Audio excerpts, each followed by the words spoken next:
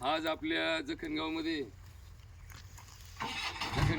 हिवरे बाजार रोड ते देठे वस्ती या रस्त्याच्या कामाचा शुभारंभ आपल्या गावातील पच्चू भाऊ कर्डिले आणि आपल्या गावातील सैन्य दलातील ज्यांनी मोठी लढाई देशासाठी लढवून या देशाचा एक पराक्रमी वीर म्हणून नाव कमवलं असे आमचे जाधव मेजर, त्याचप्रमाणे कारले मेजर, कारले गुरुजी, आमच्या सुनीताताई आणि यांच्या साक्षीने आज इथे नारळ वाढवून या कामाचं उद्घाटन होत आहे।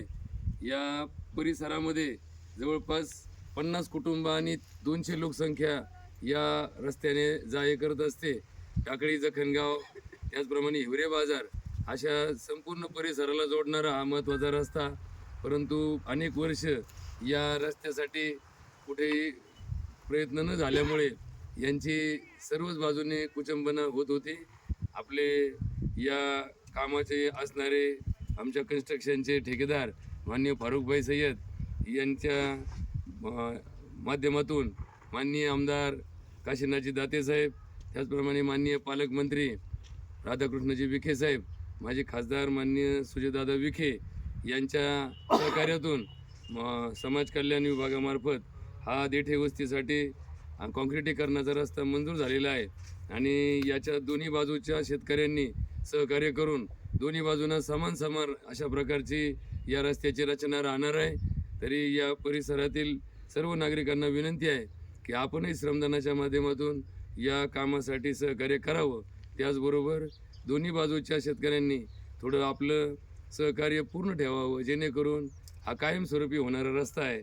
फूट इकडे फूट तिकडे याच्यापेक्षा तो रस्ता होताना कोणालाही अपघाताला सामोरं जावं लागणार नाही या दृष्टिकोनातून सुरक्षेचा विचार करून योग्य तो मार्ग निर्णयात घेण्यात येईल।